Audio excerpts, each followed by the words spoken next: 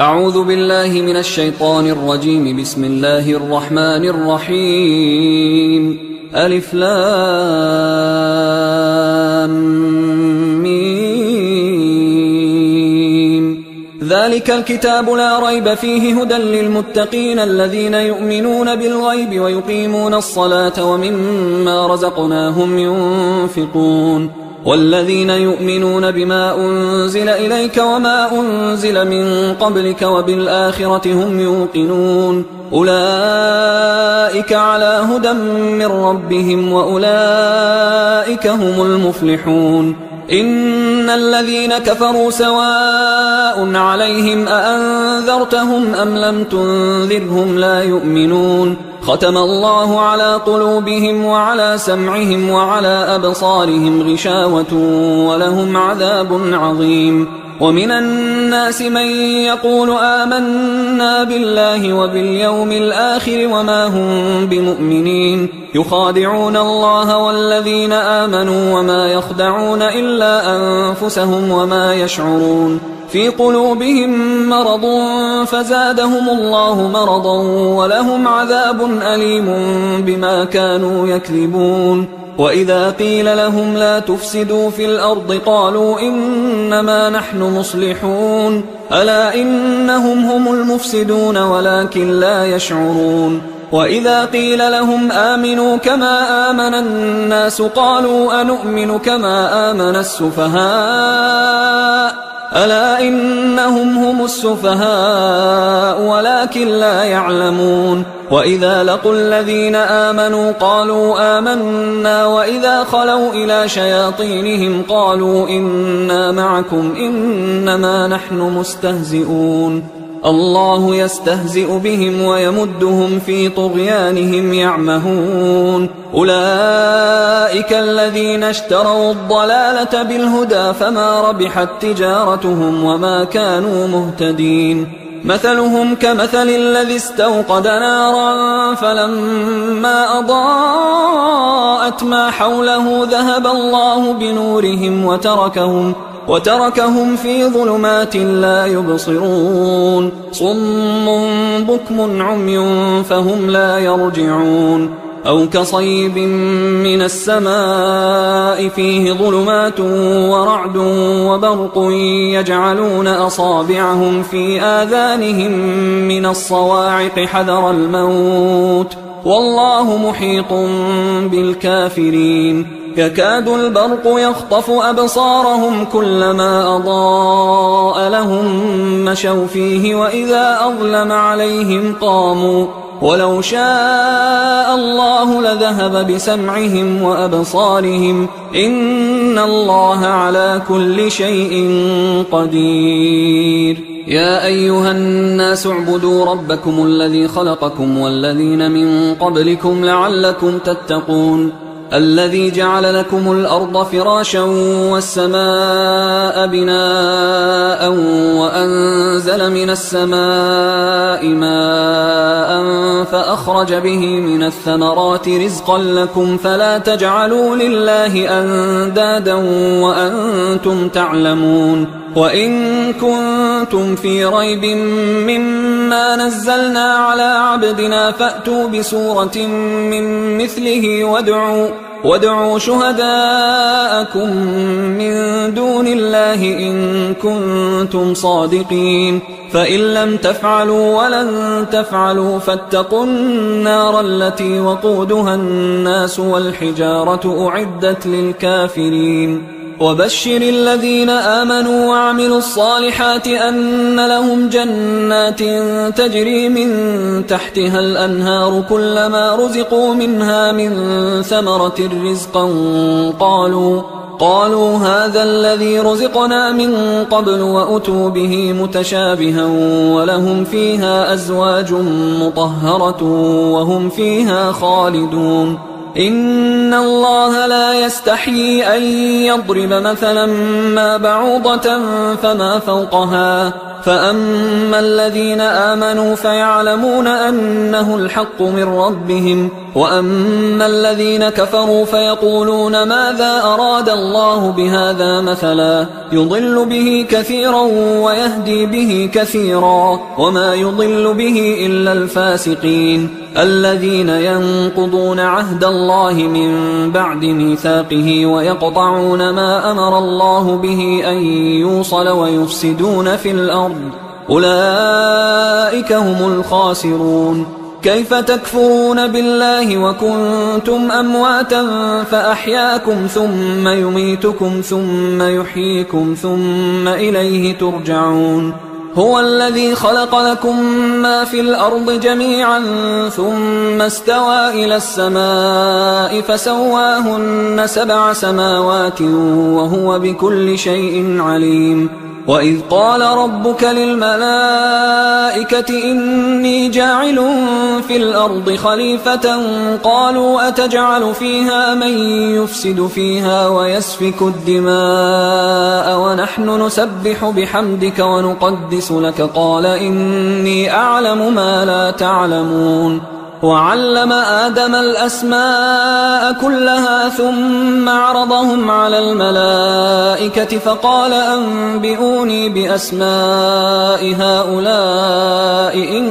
كنتم صادقين. قالوا سبحانك لا علم لنا إلا ما علمتنا إنك أنت العليم الحكيم. قال يا آدم أنبئهم بأسمائهم فلما أنبأهم بأسمائهم قال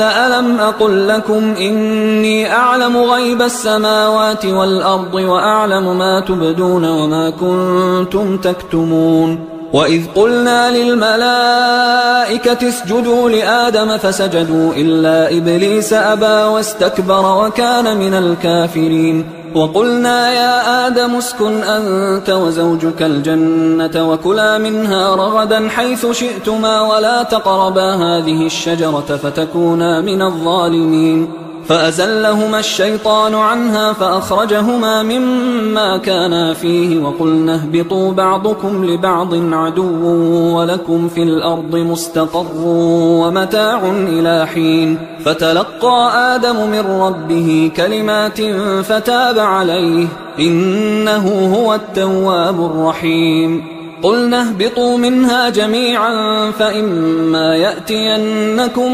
مني هدى فمن تبع هداي فلا خوف عليهم ولا هم يحزنون. والذين كفروا وكذبوا بآياتنا أولئك أصحاب النار هم فيها خالدون. يا بني إسرائيل اذكروا نعمتي التي أنعمت عليكم وأوفوا بعهدي أوف بعهدكم وإياي فارهبون. وآمنوا بما أنزلت مصدقا لما معكم ولا تكونوا أول كافر به ولا تشتروا بآياتي ثمنا قليلا وإياي فاتقون. ولا تلبسوا الحق بالباطل وتكتموا الحق وأنتم تعلمون. وأقيموا الصلاة وآتوا الزكاة واركعوا مع الراكعين. أتأمرون الناس بالبر وتنسون أنفسكم وأنتم تتلون الكتاب أفلا تعقلون. واستعينوا بالصبر والصلاة وإنها لكبيرة إلا على الخاشعين الذين يظنون أنهم ملاقو ربهم وأنهم إليه راجعون. يا بني إسرائيل اذكروا نعمتي التي أنعمت عليكم وأني فضلتكم على العالمين. واتقوا يوما لا تجزي نفس عن نفس شيئا ولا يقبل منها شفاعة ولا يؤخذ منها عدل ولا هم ينصرون. وإذ نجيناكم من آل فرعون يسومونكم سوء العذاب يذبحون أبناءكم ويستحيون نساءكم وفي ذلكم بلاء من ربكم عظيم. وإذ فرقنا بكم البحر فأنجيناكم وأغرقنا آل فرعون وأنتم تنظرون. وإذ واعدنا موسى 40 ليلة ثم اتخذتم العجل من بعده وأنتم ظالمون. ثم عفونا عنكم من بعد ذلك لعلكم تشكرون وإذ آتينا موسى الكتاب والفرقان لعلكم تهتدون وإذ قال موسى لقومه يا قوم إنكم ظلمتم أنفسكم باتخاذكم العجل فتوبوا إلى بارئكم فاقتلوا أنفسكم ذلكم خير لكم عند بارئكم فتاب عليكم إنه هو التواب الرحيم وإذ قلتم يا موسى لن نؤمن لك حتى نرى الله جهرة فأخذتكم الصاعقة وأنتم تنظرون ثم بعثناكم من بعد موتكم لعلكم تشكرون وظللنا عليكم الغمام وأنزلنا عليكم المن والسلوى كلوا من طيبات ما رزقناكم وما ظلمونا ولكن كانوا أنفسهم يظلمون وإذ قلنا ادخلوا هذه القرية فكلوا منها حيث شئتم رغدا وادخلوا الباب سجدا وقولوا حطة نغفر لكم خطاياكم وسنزيد المحسنين فبدل الذين ظلموا قولا غير الذي قيل لهم فأنزلنا على الذين ظلموا رجزا من السماء بما كانوا يفسقون وإذ استسقى موسى لقومه فقلنا اضرب بعصاك الحجر فانفجرت منه 12 عينا قد علم كل أناس مشربهم كلوا واشربوا من رزق الله ولا تعثوا في الأرض مفسدين وإذ قلتم يا موسى لن نصبر على طعام واحد فادع لنا ربك يخرج لنا مما تنبت الأرض من بقلها وقثائها وفومها وعدسها وبصلها قال أتستبدلون الذي هو أدنى بالذي هو خير اهبطوا مصرا فإن لكم ما سألتم وضربت عليهم الذلة والمسكنة وباءوا بغضب من الله ذلك بأنهم كانوا يكفرون بآيات الله ويقتلون النبيين بغير الحق ذلك بما عصوا وكانوا يعتدون إن الذين آمنوا والذين هادوا والنصارى والصابئين من آمن بالله واليوم الآخر وعمل صالحا فلهم أجرهم عند ربهم ولا خوف عليهم ولا هم يحزنون وإذ أخذنا ميثاقكم ورفعنا فوقكم الطور خذوا ما آتيناكم بقوة واذكروا ما فيه لعلكم تتقون ثم توليتم من بعد ذلك فلولا فضل الله عليكم ورحمته لكنتم من الخاسرين ولقد علمتم الذين اعتدوا منكم في السبت فقلنا لهم كونوا قردة خاسئين فجعلناها نكالا لما بين يديها وما خلفها وموعظة للمتقين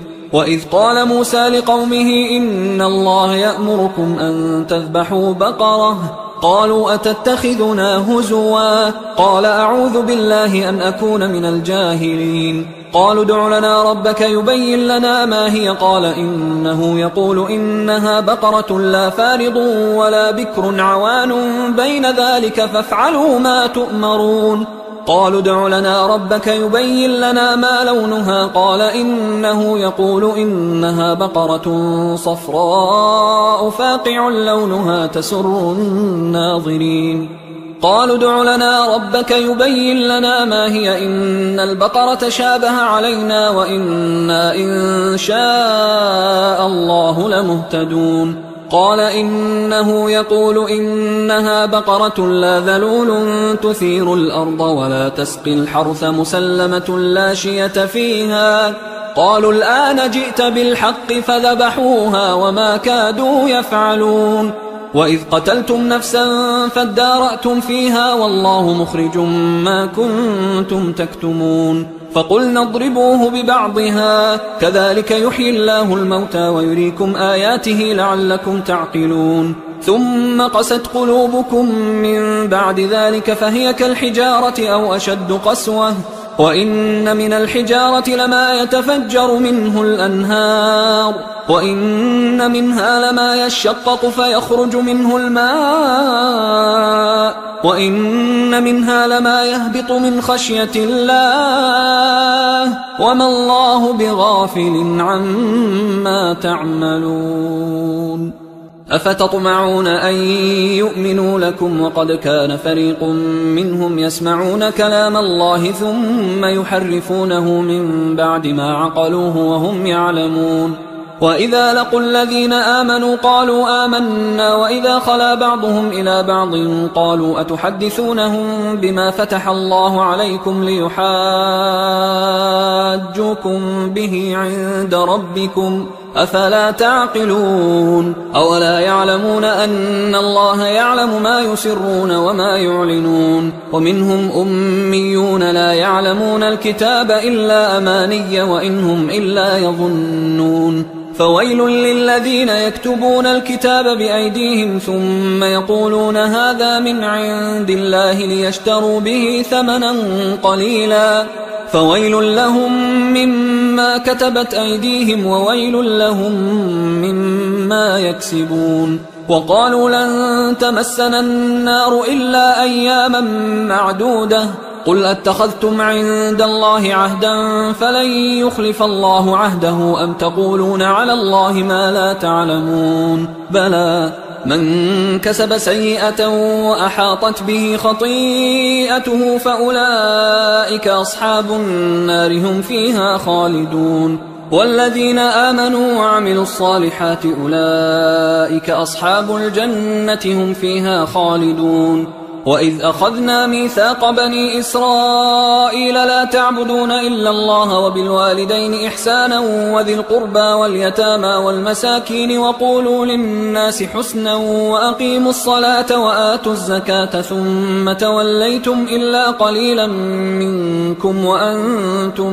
معرضون وإذ أخذنا ميثاقكم لا تسفكون دماءكم ولا تخرجون أنفسكم من دياركم ثم أقررتم وأنتم تشهدون ثم أنتم هؤلاء تقتلون أنفسكم وتخرجون فريقا منكم من ديارهم تظاهرون عليهم بالإثم والعدوان وإن يأتوكم أسارى تفادوهم وهو محرم عليكم إخراجهم أفتؤمنون ببعض الكتاب وتكفرون ببعض فما جزاء من يفعل ذلك منكم إلا خزي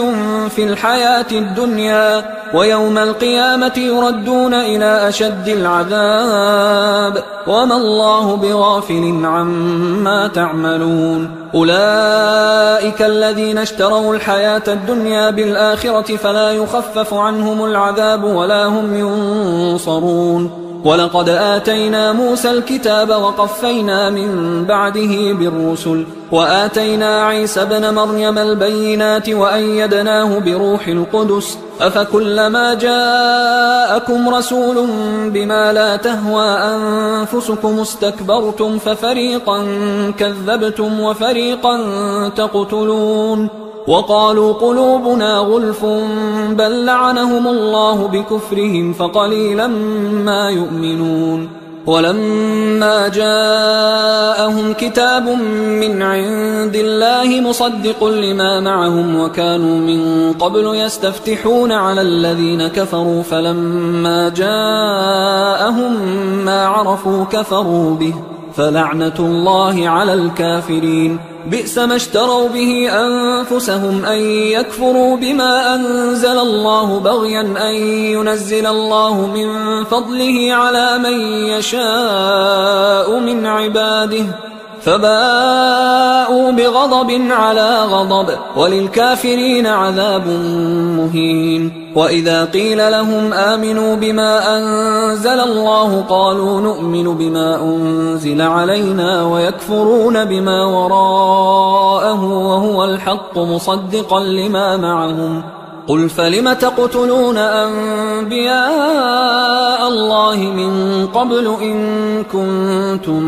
مؤمنين ولقد جاءكم موسى بالبينات ثم اتخذتم العجل من بعده وأنتم ظالمون وإذ أخذنا ميثاقكم ورفعنا فوقكم الطور خذوا ما آتيناكم بقوة واسمعوا قالوا سمعنا وعصينا قالوا سمعنا وعصينا وأشربوا في قلوبهم العجل بكفرهم قل بئس ما يأمركم به إيمانكم إن كنتم مؤمنين قل إن كانت لكم الدار الآخرة عند الله خالصة من دون الناس فتمنوا الموت إن كنتم صادقين ولن يتمنوه أبدا بما قدمت أيديهم والله عليم بالظالمين ولتجدنهم أحرص الناس على حياة ومن الذين أشركوا يود أحدهم لو يعمر 1000 سنة وما هو بمزحزحه من العذاب أن يعمر والله بصير بما يعملون قل من كان عدوا لجبريل فإنه نزله على قلبك بإذن الله مصدقا لما بين يديه وهدى وبشرى للمؤمنين من كان عدوا لله وملائكته ورسله وجبريل وميكال فإن الله عدو للكافرين ولقد أنزلنا إليك آيات بينات وما يكفر بها إلا الفاسقون أو كلما عاهدوا عهدا نبذه فريق منهم بل أكثرهم لا يؤمنون ولما جاءهم رسول من عند الله مصدق لما معهم نبذ فريق من الذين أوتوا الكتاب كتاب الله وراء ظهورهم كأنهم لا يعلمون واتبعوا ما تتلو الشياطين على ملك سليمان وما كفر سليمان ولكن الشياطين كفروا يعلمون الناس السحر وما أنزل على الملكين ببابل هاروت وماروت وما يعلمان من أحد حتى يقولا إنما نحن فتنة فلا تكفر فيتعلمون منهما ما يفرقون به بين المرء وزوجه وما هم بضارين به من أحد إلا بإذن الله ويتعلمون ما يضرهم ولا ينفعهم ولقد علموا لمن اشتراه ما له في الآخرة من خلاق ولبئس ما شروا به أنفسهم لو كانوا يعلمون ولو أنهم آمنوا واتقوا لمثوبة من عند الله خير لو كانوا يعلمون يا أيها الذين آمنوا لا تقولوا راعنا وقولوا انظرنا واسمعوا وللكافرين عذاب أليم ما يود الذين كفروا من أهل الكتاب ولا المشركين أن ينزل عليكم من خير من ربكم والله يختص برحمته من يشاء والله ذو الفضل العظيم ما ننسخ من آية أو ننسها نأت بخير منها أو مثلها ألم تعلم أن الله على كل شيء قدير ألم تعلم أن الله له ملك السماوات والأرض وما لكم من دون الله من ولي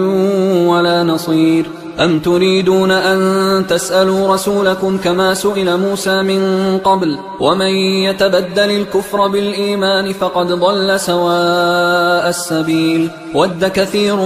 من أهل الكتاب لو يردونكم من بعد إيمانكم كفارا حسدا من عند أنفسهم من بعد ما تبين لهم الحق فاعفوا واصفحوا حتى يأتي الله بأمره إن الله على كل شيء قدير وأقيموا الصلاة وآتوا الزكاة وما تقدموا لأنفسكم من خير تجدوه عند الله إن الله بما تعملون بصير وقالوا لن يدخل الجنة إلا من كان هودا أو نصارى تلك أمانيهم قل هاتوا برهانكم إن كنتم صادقين بلى من أسلم وجهه لله وهو محسن فله أجره عند ربه ولا خوف عليهم ولا هم يحزنون وقالت اليهود ليست النصارى على شيء وقالت النصارى ليست اليهود على شيء وهم يتلون الكتاب كذلك قال الذين لا يعلمون مثل قولهم فالله يحكم بينهم يوم القيامة فيما كانوا فيه يختلفون ومن أظلم ممن منع مساجد الله أن يذكر فيها اسمه وسعى في خرابها أولئك ما كان لهم أن يدخلوها إلا خائفين لهم في الدنيا خزي ولهم في الآخرة عذاب عظيم ولله المشرق والمغرب فأينما تولوا فثم وجه الله إن الله واسع عليم وقالوا اتخذ الله ولدا سبحانه بل له ما في السماوات والأرض كل له قانتون بديع السماوات والأرض وإذا قضى أمرا فإنما يقول له كن فيكون وقال الذين لا يعلمون لولا يكلمنا الله أو تأتينا آية كذلك قال الذين من قبلهم مثل قولهم تشابهت قلوبهم قد بينا الآيات لقوم يوقنون إنا أرسلناك بالحق بشيرا ونذيرا ولا تسأل عن أصحاب الجحيم ولن ترضى عنك اليهود ولا النصارى حتى تتبع ملتهم قل إن هدى الله هو الهدى ولئن اتبعت أهواءهم بعد الذي جاءك من العلم ما لك من الله من ولي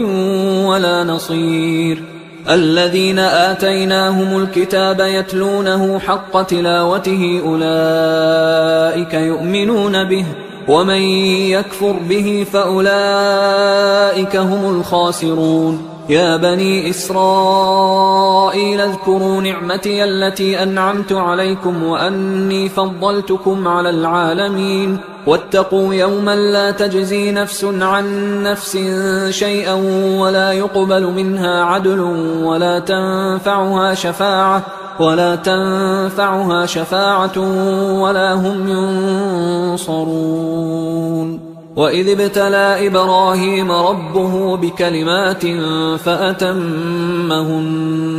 قال إني جاعلك للناس إماما قال ومن ذريتي قال لا ينال عهد الظالمين وإذ جعلنا البيت مثابة للناس وأمنا واتخذوا من مقام إبراهيم مصلى وعهدنا إلى إبراهيم وإسماعيل أن طهرا بيتي للطائفين والعاكفين والركع السجود وإذ قال إبراهيم رب اجعل هذا بلدا آمنا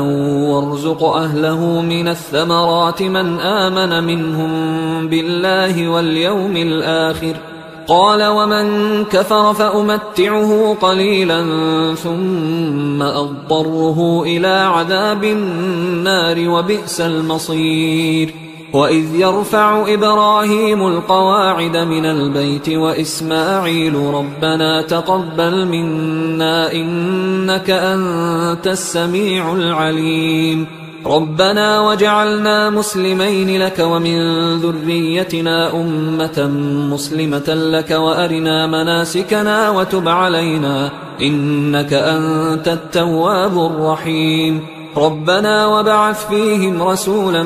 منهم يتلو عليهم آياتك ويعلمهم الكتاب والحكمة ويزكيهم إنك أنت العزيز الحكيم ومن يرغب عن ملة إبراهيم إلا من سفه نفسه ولقد اصطفيناه في الدنيا وإنه في الآخرة لمن الصالحين إذ قال له ربه أسلم قال أسلمت لرب العالمين ووصى بها إبراهيم بنيه ويعقوب يا بني إن الله اصطفى لكم الدين فلا تموتن إلا وأنتم مسلمون أم كنتم شهداء إذ حضر يعقوب الموت إذ قال لبنيه ما تعبدون من بعدي قالوا نعبد إلهك وإله آبائك إبراهيم وإسماعيل وإسحاق إلها واحدا ونحن له مسلمون تلك أمة قد خلت لها ما كسبت ولكم ما كسبتم ولا تسألون عما كانوا يعملون وقالوا كونوا هودا أو نصارى تهتدوا قل بل ملة إبراهيم حنيفا وما كان من المشركين قولوا آمنا بالله وما أنزل إلينا وما أنزل إلى إبراهيم وإسماعيل وإسحاق ويعقوب والأسباط وما أوتي موسى وعيسى وما أوتي النبيون من ربهم لا نفرق بين أحد منهم ونحن له مسلمون فإن آمنوا بمثل ما آمنتم به فقد اهتدوا وإن تولوا فإنما هم في شقاق فسيكفيكهم الله وهو السميع العليم صبغة الله ومن أحسن من الله صبغة ونحن له عابدون قل أتحاجوننا في الله وهو ربنا وربكم ولنا أعمالنا ولكم أعمالكم ونحن له مخلصون أم تقولون إن إبراهيم وإسماعيل وإسحاق ويعقوب والأسباط كانوا هودا أو نصارى قل أأنتم أعلم أم الله ومن أظلم ممن كتم شهادة عنده من الله وما الله بغافل عما تعملون تلك أمة قد خلت لها ما كسبت ولكم ما كسبتم ولا تسألون عما كانوا يعملون سيقول السفهاء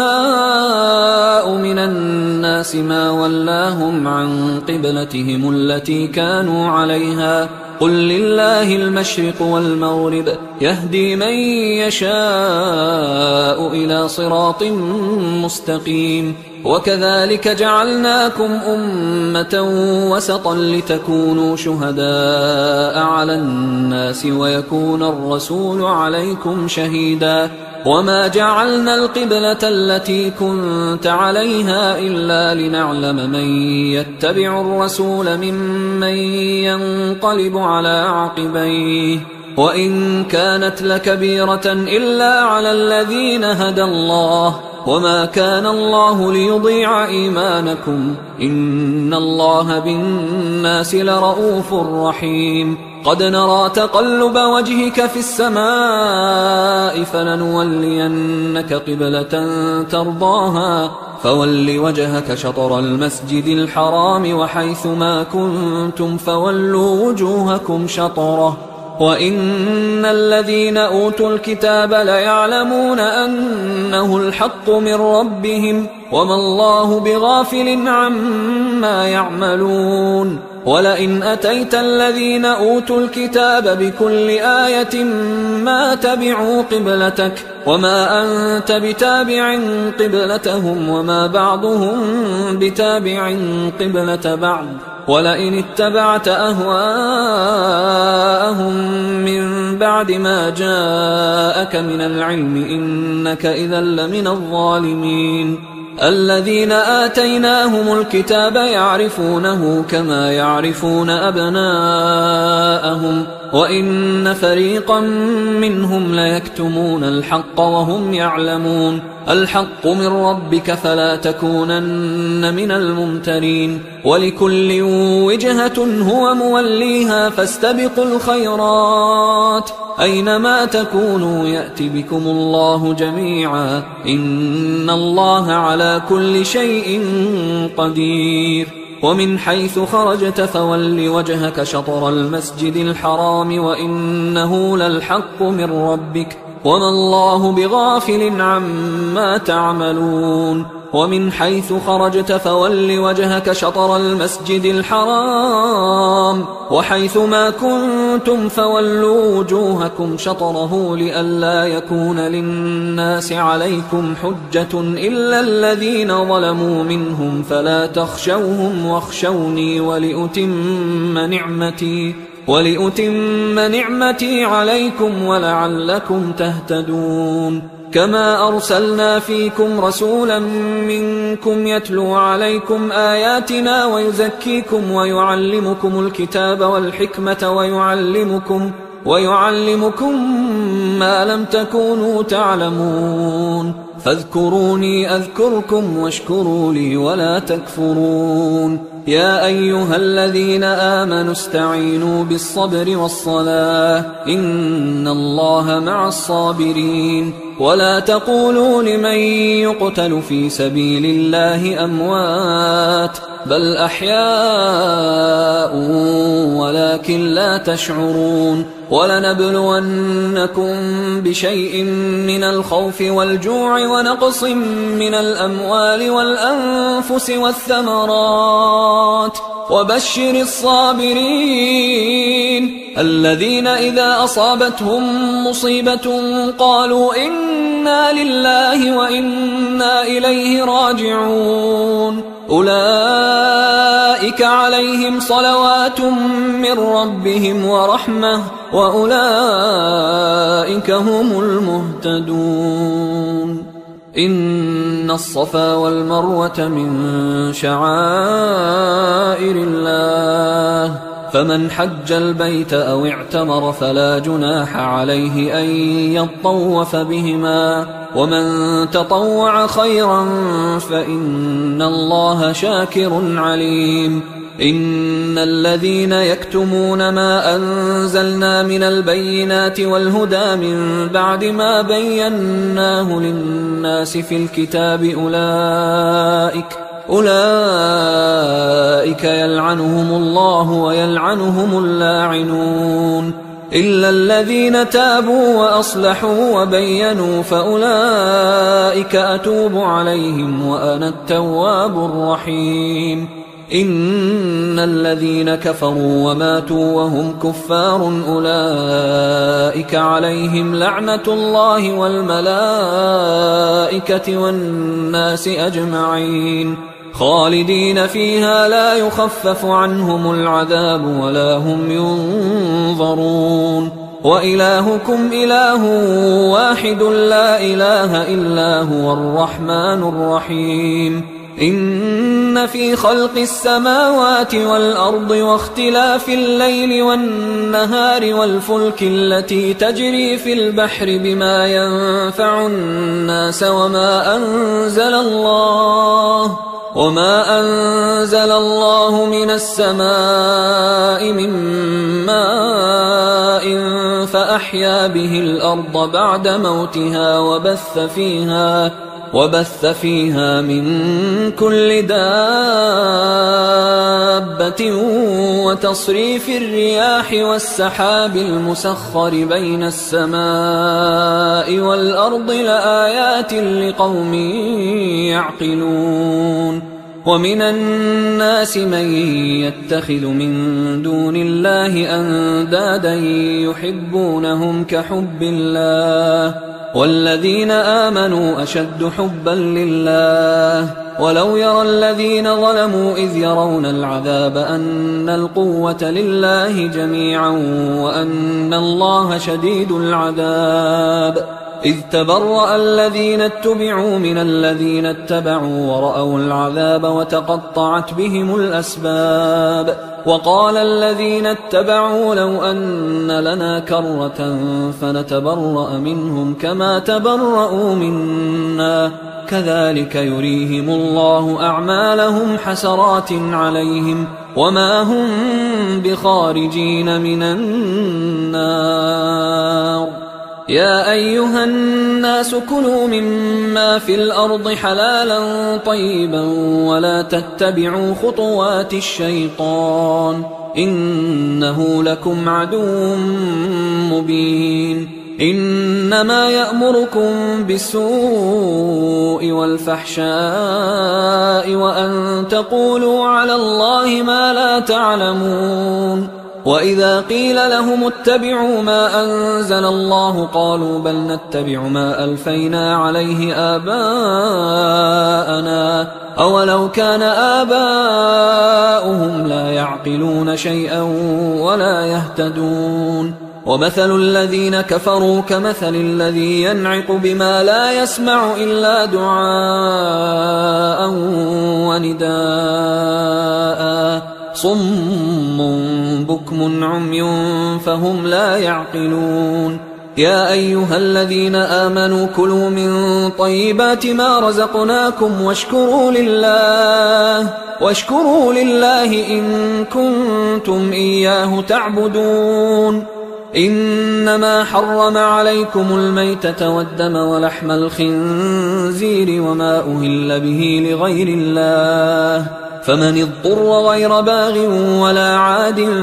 فلا إثم عليه إن الله غفور رحيم. إن الذين يكتمون ما أنزل الله من الكتاب ويشترون به ثمنا قليلا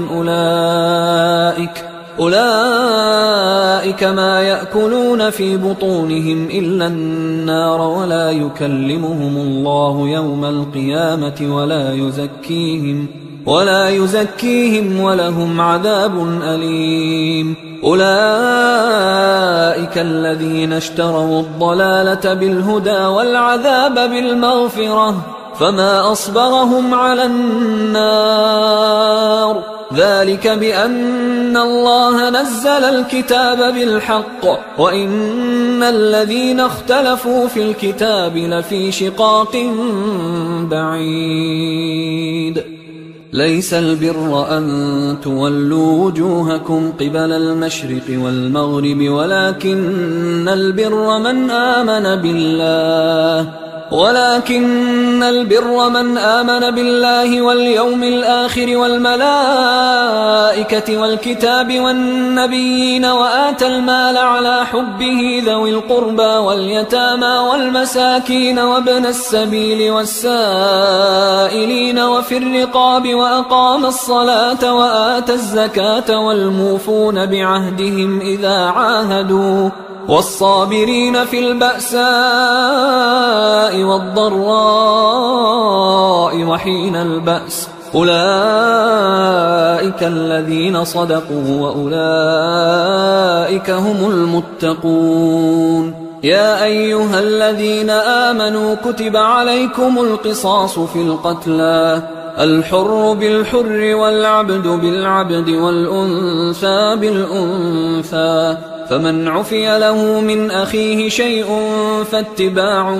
بالمعروف وأداء إليه بإحسان ذلك تخفيف من ربكم ورحمة فمن اعتدى بعد ذلك فله عذاب أليم. ولكم في القصاص حياة يا أولي الألباب لعلكم تتقون. كتب عليكم إذا حضر أحدكم الموت إن ترك خيرا الوصية للوالدين والأقربين بالمعروف حقا على المتقين فمن بدله بعدما سمعه فإنما إثمه على الذين يبدلونه إن الله سميع عليم. فمن خاف من موص جنفا أو إثما فأصلح بينهم فلا إثم عليه إن الله غفور رحيم. يا أيها الذين آمنوا كتب عليكم الصيام كما كتب على الذين من قبلكم لعلكم تتقون أياما معدودات، فمن كان منكم مريضا أو على سفر فعدة من أيام أخر، وعلى الذين يطيقونه فدية طعام مسكين، فمن تطوع خيرا فهو خير له، وأن تصوموا خير لكم إن كنتم تعلمون. شهر رمضان الذي أنزل فيه القرآن هدى للناس وبينات من الهدى والفرقان، فمن شهد منكم الشهر فليصم، ومن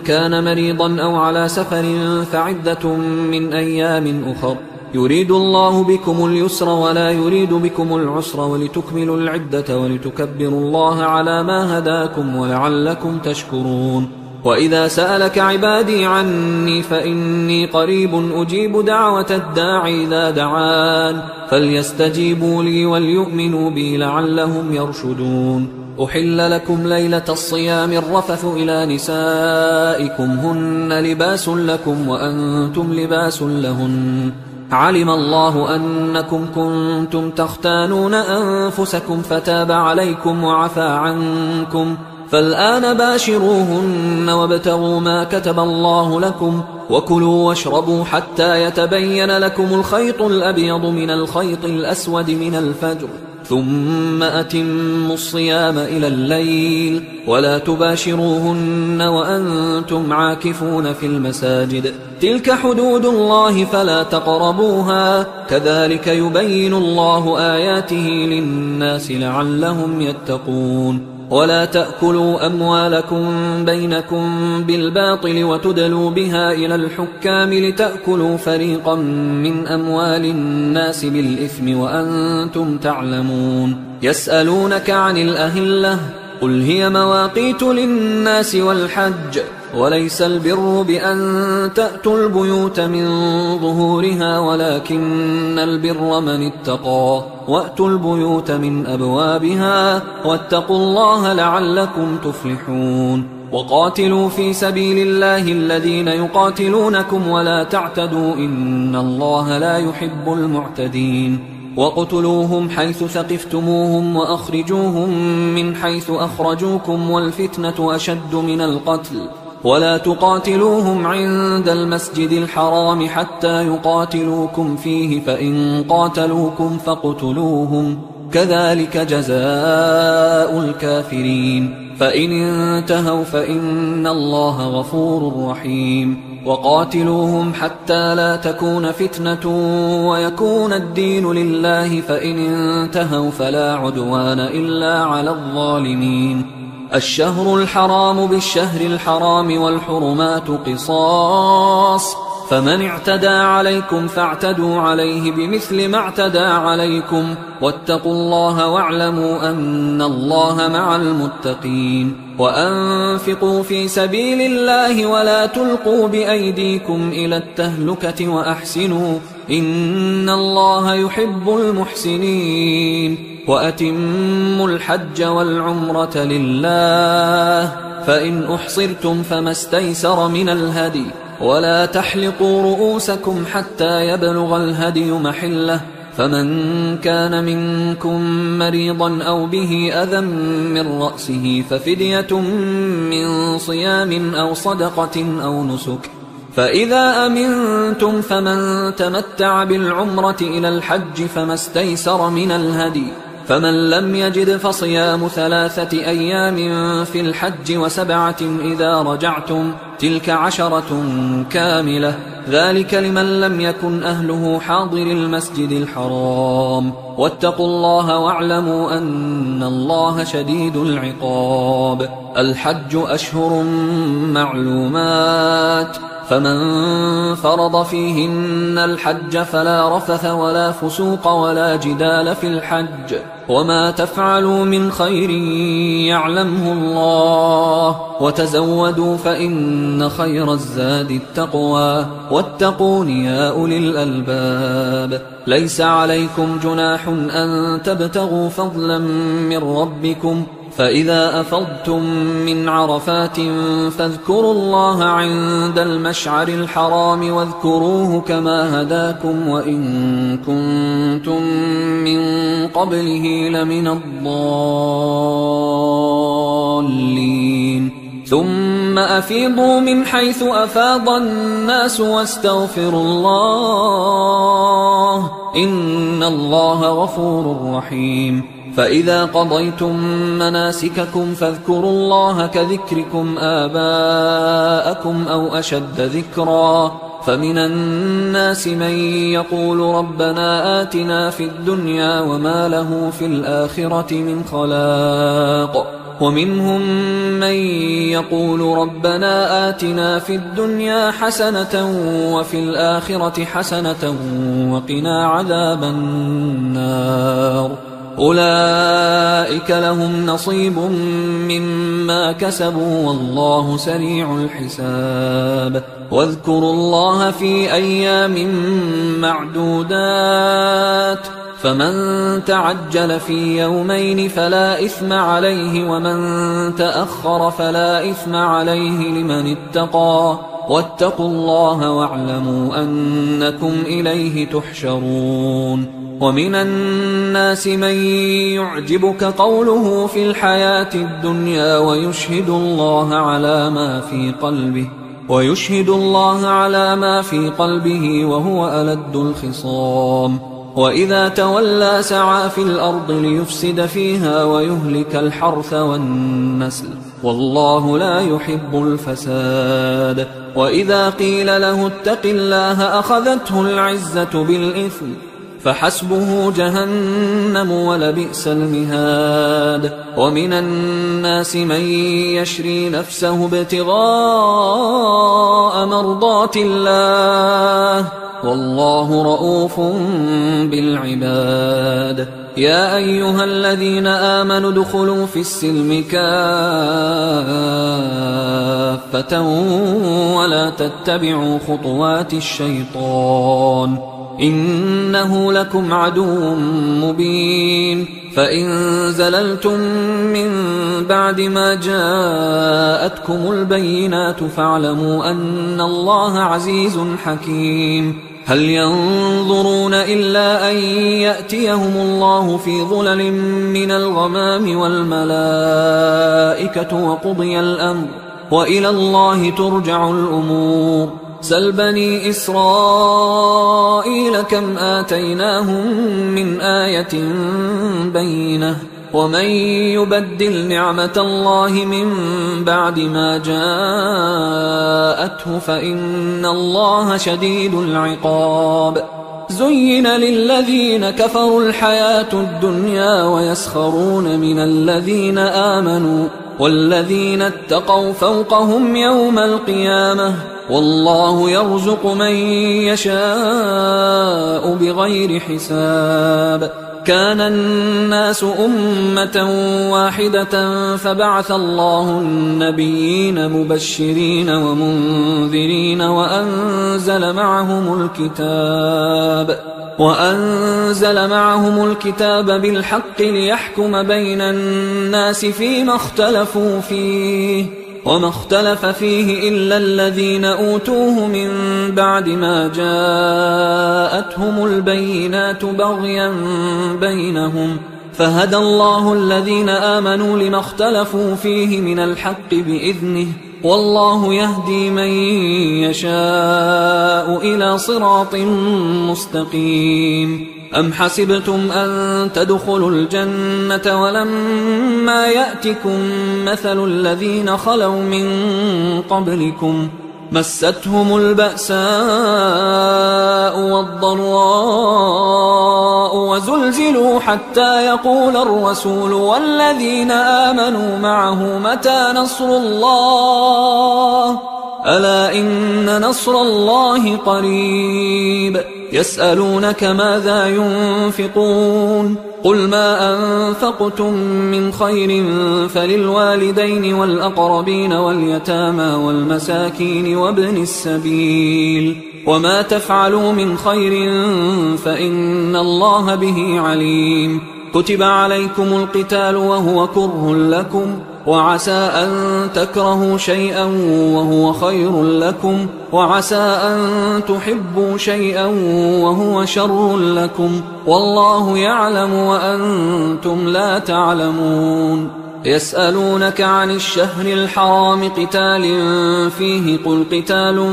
فيه كبير وصد عن سبيل الله وكفر به والمسجد الحرام وإخراج أهله منه أكبر عند الله والفتنة أكبر من القتل ولا يزالون يقاتلونكم حتى يردوكم عن دينكم إن استطاعوا ومن يرتدد منكم عن دينه فيمت وهو كافر فأولئك حبطت أعمالهم في الدنيا والآخرة وأولئك أصحاب النار هم فيها خالدون إن الذين آمنوا والذين هاجروا وجاهدوا في سبيل الله أولئك يرجون رحمة الله والله غفور رحيم يسألونك عن الخمر والميسر قل فيهما إثم كبير ومنافع للناس وإثمهما أكبر من نفعهما ويسألونك ماذا ينفقون قل العفو كذلك يبين الله لكم الآيات لعلكم تتفكرون في الدنيا والآخرة ويسألونك عن اليتامى قل إصلاح لهم خير وإن تخالطوهم فإخوانكم والله يعلم المفسد من المصلح ولو شاء الله لأعنتكم إن الله عزيز حكيم ولا تنكحوا المشركات حتى يؤمنوا ولأمة مؤمنة خير من مشركة ولو أعجبتكم ولا تنكحوا المشركين حتى يؤمنوا ولعبد مؤمن خير من مشرك ولو أعجبكم أولئك يدعون إلى النار والله يدعو إلى الجنة والمغفرة بإذنه ويبين آياته للناس لعلهم يتذكرون ويسألونك عن المحيض قل هو أذى فاعتزلوا النساء في المحيض ولا تقربوهن حتى يطهرن فإذا تطهرن فأتوهن من حيث أمركم الله إن الله يحب التوابين ويحب المتطهرين نساؤكم حرث لكم فأتوا حرثكم أنا شئتم وقدموا لأنفسكم واتقوا الله واعلموا أنكم ملاقوه وبشر المؤمنين ولا تجعلوا الله عرضة لأيمانكم أن تبروا وتتقوا وتصلحوا بين الناس والله سميع عليم لا يؤاخذكم الله باللغو في أيمانكم ولكن يؤاخذكم بما كسبت قلوبكم والله غفور حليم للذين يؤلون من نسائهم تربص 4 أشهر فإن فاءوا فإن الله غفور رحيم وإن عزموا الطلاق فإن الله سميع عليم والمطلقات يتربصن بأنفسهن 3 قروء ولا يحل لهن أن يكتمن ما خلق الله في أرحامهن إن كن يؤمن بالله واليوم الآخر وبعولتهن أحق بردهن في ذلك إن أرادوا إصلاحا ولهن مثل الذي عليهن بالمعروف وللرجال عليهن درجة والله عزيز حكيم الطلاق 2 مرتان فإمساك بمعروف أو تسريح بإحسان ولا يحل لكم أن تأخذوا مما آتيتموهن شيئا إلا أن يخافا ألا يقيما حدود الله فإن خفتم ألا يقيما حدود الله فلا جناح عليهما فيما افتدت به، تلك حدود الله فلا تعتدوها، ومن يتعد حدود الله فأولئك هم الظالمون. فإن طلقها فلا تحل له من بعد حتى تنكح زوجا غيره، فإن طلقها فلا جناح عليهما أن يتراجعا إن ظنا أن يقيما حدود الله، وتلك حدود الله يبينها لقوم يعلمون. وإذا طلقتم النساء فبلغن أجلهن فأمسكوهن بمعروف أو سرحوهن بمعروف، ولا تمسكوهن ضرارا لتعتدوا، ومن يفعل ذلك فقد ظلم نفسه. ولا تتخذوا آيات الله هزوا، واذكروا نعمة الله عليكم وما أنزل عليكم من الكتاب والحكمة يعظكم به، واتقوا الله واعلموا أن الله بكل شيء عليم. وإذا طلقتم النساء فبلغن أجلهن فلا تعضلوهن أن ينكحن أزواجهن إذا تراضوا بينهم بالمعروف، ذلك يوعظ به من كان منكم يؤمن بالله واليوم الآخر، ذلكم أزكى لكم وأطهر، والله يعلم وأنتم لا تعلمون. والوالدات يرضعن أولادهن حولين كاملين لمن أراد أن يتم الرضاعة، وعلى المولود له رزقهن وكسوتهن بالمعروف، لا تكلف نفس إلا وسعها، لا تضار والدة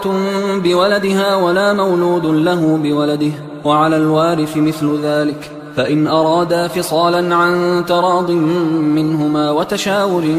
فلا جناح عليهما. وإن أردتم أن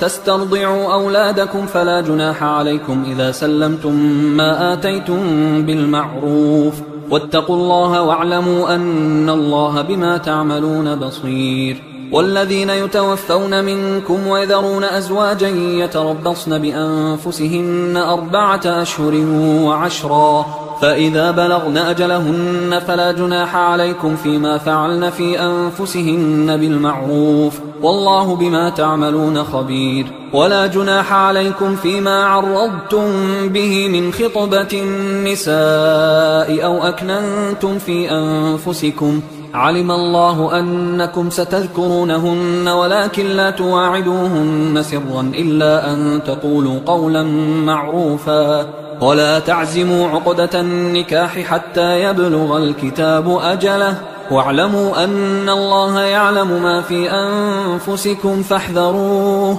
واعلموا أن الله غفور حليم. لا جناح عليكم إن طلقتم النساء ما لم تمسوهن أو تفرضوا لهن فريضة، ومتعوهن على الموسع قدره وعلى المقتر قدره متاعا بالمعروف حقا على المحسنين. وإن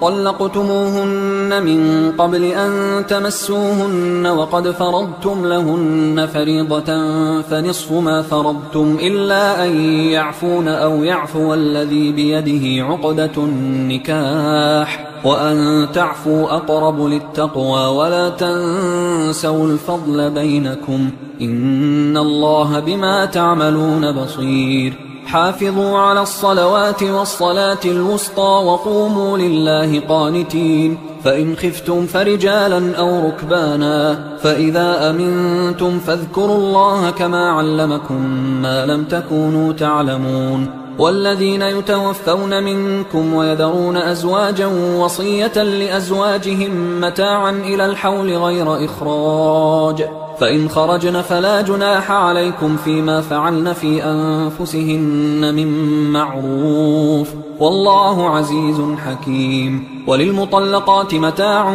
بالمعروف حقا على المتقين، كذلك يبين الله لكم آياته لعلكم تعقلون. ألم تر إلى الذين خرجوا من ديارهم وهم ألوف حذر الموت فقال لهم الله موتوا ثم أحياهم، إن الله لذو فضل على الناس ولكن أكثر الناس لا يشكرون. وقاتلوا في سبيل الله واعلموا أن الله سميع عليم. من ذا الذي يقرض الله قرضا حسنا فيضاعفه له أضعافا كثيرة، والله يقبض ويبسط وإليه ترجعون. ألم تر إلى الملأ من بني إسرائيل من بعد موسى إذ قالوا لنبي له مبعث لنا ملكا نقاتل في سبيل الله، قال هل عسيتم إن كتب عليكم القتال ألا تقاتلوا؟ قالوا وما لنا ألا نقاتل في سبيل الله وقد أخرجنا من ديارنا وأبنائنا، فلما كتب عليهم القتال تولوا إلا قليلا منهم، والله عليم بالظالمين. وقال لهم نبيهم إن الله قد بعث لكم طالوت ملكا، قالوا أنى يكون له الملك علينا ونحن أحق بالملك منه ولم يؤت سعة من المال، قال إن الله اصطفاه عليكم وزاده بسطة في العلم والجسم، والله يؤتي ملكه من يشاء والله واسع عليم. وقال لهم نبيهم إن آية ملكه أن يأتيكم التابوت فيه سكينة من ربكم وبقية مما ترك آل موسى وآل هارون تحمله الملائكة، إن في ذلك لآية لكم إن كنتم مؤمنين. فلما فصل طالوت بالجنود قال إن الله مبتليكم بنهر فمن شرب منه فليس مني ومن لم يطعمه فإنه مني إلا من اغترف غرفة بيده، فشربوا منه إلا قليلا منهم. فلما جاوزه هو والذين آمنوا معه قالوا لا طاقة لنا اليوم بجالوت وجنوده. قال الذين يظنون أنهم ملاقوا الله كم من فئة قليلة غلبت فئة كثيرة بإذن الله والله مع الصابرين. ولما برزوا لجالوت وجنوده قالوا ربنا أفرغ علينا صبرا وثبت أقدامنا وانصرنا على القوم الكافرين، فهزموهم بإذن الله. وقتل داود جالوت وآتاه الله الملك والحكمة وعلمه مما يشاء، ولولا دفع الله الناس بعضهم ببعض لفسدت الأرض ولكن الله ذو فضل على العالمين. تلك آيات الله نتلوها عليك بالحق وإنك لمن المرسلين. تلك الرسل فضلنا بعضهم على بعض، منهم من كلم الله ورفع بعضهم درجات، وآتينا عيسى ابن مريم البينات وأيدناه بروح القدس، ولو شاء الله ما اقتتل الذين من بعدهم من بعد ما جاءتهم البينات ولكن اختلفوا فمنهم من آمن ومنهم من كفر، ولو شاء الله ما اقتتلوا ولكن الله يفعل ما يريد. يا أيها الذين آمنوا أنفقوا مما رزقناكم من قبل أن يأتي يوم لا بيع فيه ولا خلة ولا شفاعة والكافرون هم الظالمون. الله لا إله إلا هو الحي القيوم لا تأخذه سنة ولا نوم، له ما في السماوات وما في الأرض، من ذا الذي يشفع عنده إلا بإذنه، يعلم ما بين أيديهم وما خلفهم ولا يحيطون بشيء من علمه إلا بما شاء، وسع كرسيه السماوات والأرض ولا يؤوده حفظهما وهو العلي العظيم. لا إكراه في الدين قد تبين الرشد من الغي، فمن يكفر بالطاغوت ويؤمن بالله فقد استمسك بالعروة الوثقى لا انفصام لها، والله سميع عليم. الله ولي الذين آمنوا يخرجهم من الظلمات إلى النور، والذين كفروا أولياؤهم الطاغوت يخرجونهم من النور إلى الظلمات، أولئك أصحاب النار هم فيها خالدون. ألم تر إلى الذي حاج إبراهيم في ربه أن آتاه الله الملك إذ قال إبراهيم ربي الذي يحيي ويميت قال أنا أحيي وأميت. قال إبراهيم فإن الله يأتي بالشمس من المشرق فأت بها من المغرب فبهت الذي كفر والله لا يهدي القوم الظالمين. أو كالذي مر على قرية وهي خاوية على عروشها قال أنى يحيي هذه الله بعد موتها فأماته الله 100 عام ثم بعثه قال كم لبثت؟ قال لبثت يوما أو بعض يوم. قال بل لبثت 100 عام فانظر إلى طعامك وشرابك لم يتسنه وانظر إلى حمارك ولنجعلك آية للناس وانظر إلى العظام كيف ننشزها ثم نكسوها لحما فلما تبين له قال أعلم أن الله على كل شيء قدير. وإذ قال إبراهيم رب أرني كيف تحيي الموتى قال أولم تؤمن قال بلى ولكن ليطمئن قلبي قال فخذ 4 من الطير فصرهن إليك ثم اجعل على كل جبل منهن جزءا ثم ادعهن يأتينك سعيا واعلم أن الله عزيز حكيم. مثل الذين ينفقون أموالهم في سبيل الله كمثل حبة أنبتت 7 سنابل في كل سنبلة 100 حبة والله يضاعف لمن يشاء والله واسع عليم. الذين ينفقون أموالهم في سبيل الله ثم لا يتبعون ما أنفقوا منا ولا أذى لهم أجرهم عند ربهم ولا خوف عليهم ولا هم يحزنون. قول معروف ومغفرة خير من صدقة يتبعها أذى والله غني حليم. يا أيها الذين آمنوا لا تبطلوا صدقاتكم بالمن والأذى كالذي ينفق ماله رئاء الناس ولا يؤمن بالله واليوم الآخر فمثله كمثل صفوان عليه تراب فأصابه وابل فتركه صلدا لا يقدرون على شيء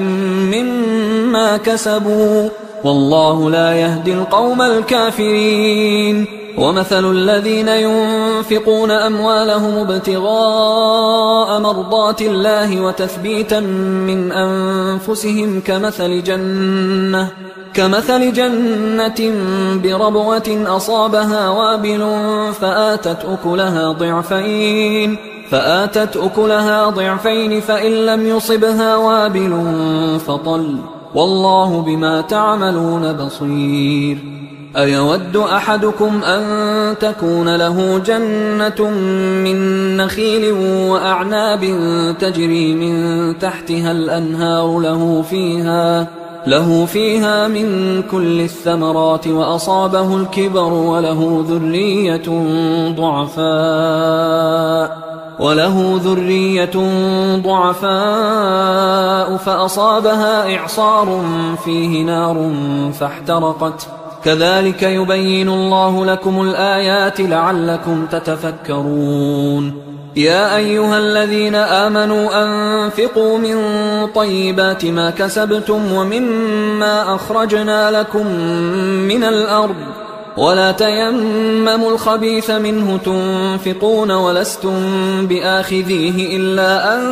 تغمضوا فيه واعلموا أن الله غني حميد. الشيطان يعدكم الفقر ويأمركم بالفحشاء والله يعدكم مغفرة منه وفضلا والله واسع عليم يؤتي الحكمة من يشاء ومن يؤت الحكمة فقد أوتي خيرا كثيرا وما يذكر إلا أولو الألباب وما أنفقتم من نفقة أو نذرتم من نذر فإن الله يعلمه وما للظالمين من أنصار إن تبدوا الصدقات فنعما هي وإن تخفوها وتؤتوها الفقراء فهو خير لكم ويكفر عنكم من سيئاتكم والله بما تعملون خبير ليس عليك هداهم ولكن الله يهدي من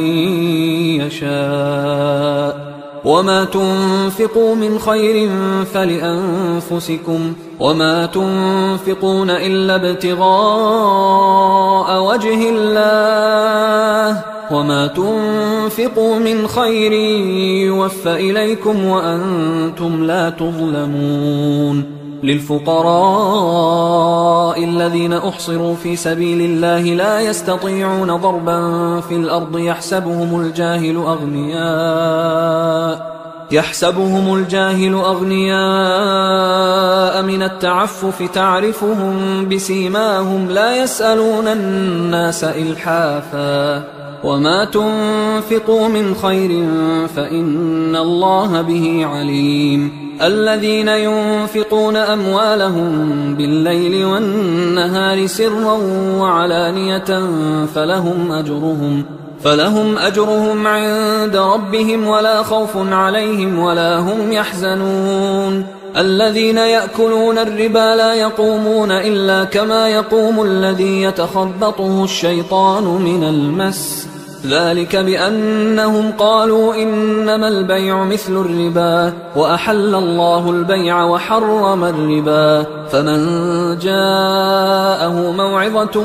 من ربه فانتهى فله ما سلف وأمره إلى الله ومن عاد فأولئك أصحاب النار هم فيها خالدون يمحق الله الربا ويربي الصدقات والله لا يحب كل كفار أثيم إن الذين آمنوا وعملوا الصالحات وأقاموا الصلاة وآتوا الزكاة لهم أجرهم عند ربهم ولا خوف عليهم ولا هم يحزنون يا أيها الذين آمنوا اتقوا الله وذروا ما بقي من الربا إن كنتم مؤمنين فإن لم تفعلوا فأذنوا بحرب من الله ورسوله وإن تبتم فلكم رؤوس أموالكم لا تظلمون ولا تظلمون وإن كان ذو عسرة فنظرة إلى ميسرة وأن تصدقوا خير لكم إن كنتم تعلمون واتقوا يوما ترجعون فيه إلى الله ثم توفى كل نفس ما كسبت وهم لا يظلمون يا أيها الذين آمنوا إذا تداينتم بدين إلى أجل مسمى فاكتبوه وليكتب بينكم كاتب بالعدل ولا يأب كاتب أن يكتب كما علمه الله فليكتب وليملل الذي عليه الحق وليتق الله ربه ولا يبخس منه شيئا فإن كان الذي عليه الحق سفيها أو ضعيفا أو لا يستطيع أن يمله فليملل وليه بالعدل واستشهدوا شهيدين من رجالكم فإن لم يكونا رجلين فرجل وامرأتان ممن ترضون من الشهداء أن تضل إحداهما فتذكر إحداهما الأخرى ولا يأبى الشهداء إذا ما دعوا ولا تسأموا أن تكتبوه صغيرا أو كبيرا إلى أجله ذلكم أقسط عند الله وأقوم للشهادة وأدنى أن لا ترتابوا إلا أن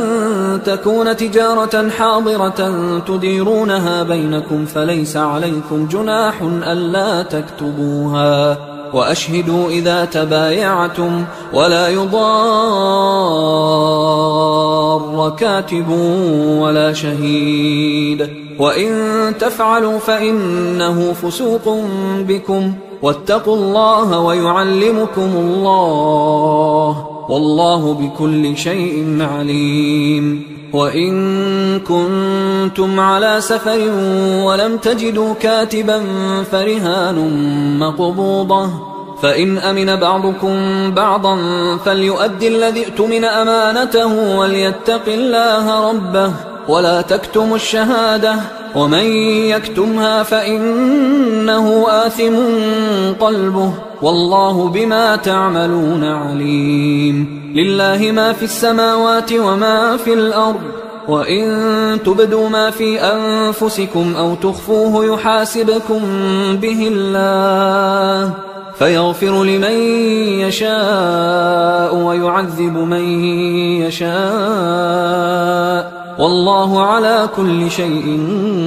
قدير. آمن الرسول بما أنزل إليه من ربه والمؤمنون كل آمن بالله وملائكته وكتبه ورسله لا نفرق بين أحد